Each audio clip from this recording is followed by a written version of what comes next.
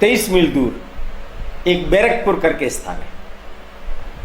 वहां का एक सैनिक कहीं बाहर लोटा लेकर के गया हुआ था, ब्राह्मण था।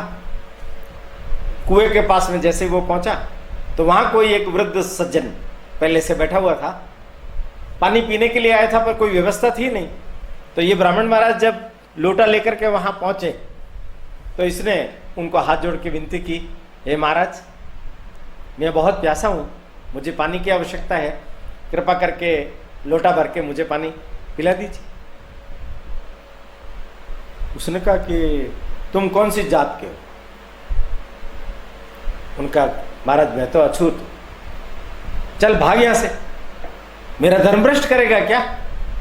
कोई तुम्हें पानी नहीं पिलाता, ये मेरा लोटा अछूत हो जाएगा, लोटा अछूत हो जाएगा। उस अछूत व्यक्ति ने बड़ी मार्मिक बात बोली कि महाराज, काय का इतना घमंड दिखाते हो अपनी जाति का, और आपका ये लोटा मांज दूंगा ना मैं, कौन सा भ्रष्ट हो जाएगा ये? और मेरे को पानी पिलाने से आपका लोटा भ्रष्ट हो जाएगा?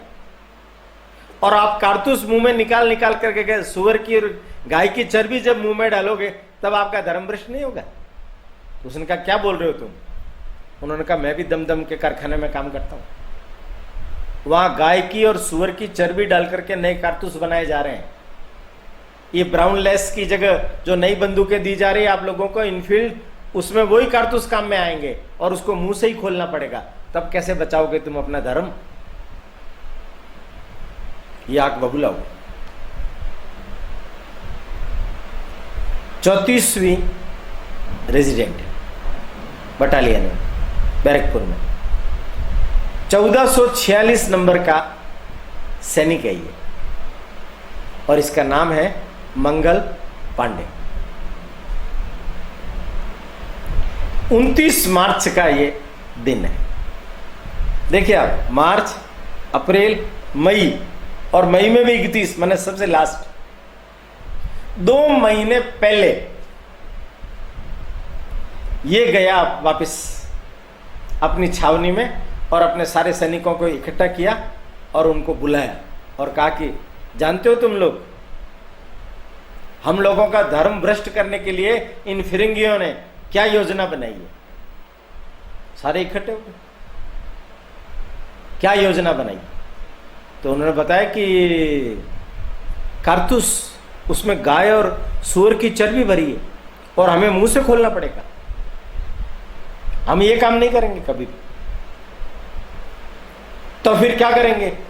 इन अंग्रेजों को मारेंगे हम। उनका स्वातंत्र लक्ष्मी बलिदान चाह रही है, हम में से अनेकों लोगों को अपने जीवन का बलिदान देना पड़ेगा, अंग्रेजों की खिलाफत करनी पड़ेगी, उन्हें मारना पड़ेगा, उन्हें इस देश से भगाना पड़ेगा। इतने में एक कर्नल यूशन वहां आ गया और वो सब ये देखा, आग बबूला हो गया और उसने कहा गिरफ्तार कर लो इसको। मंगल पांडे ने कहा तुम मुझे क्या गिरफ्तार करोगे? उसने अपनी बंदूक उठाई और एक गोली यूशन महाशय को दाग दी, धड़ाम से नीचे गिरी।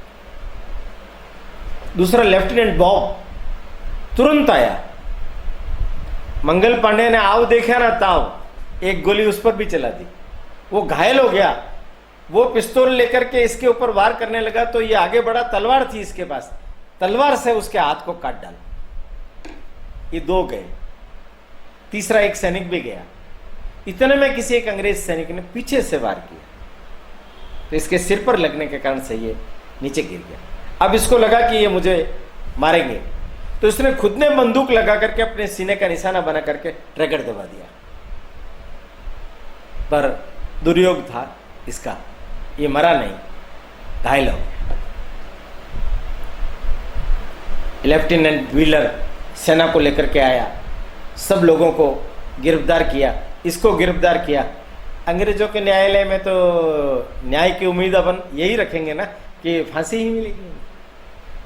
त्वरित गति से उसको फांसी मिली। जल्लाद कोई उनको वहां फांसी देने के लिए तैयार नहीं।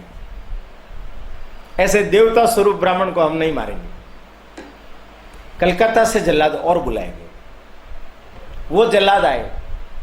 अंतिम रूप से भी इसने उस फांसी के फंदे पर खड़े खड़े भी फिरंगियों को मार भगाओ, यही नारा देते हुए भारत माता की जय, हम देश को आजाद करा के रहेंगे, ऐसी ही बात वो बोलता रहा।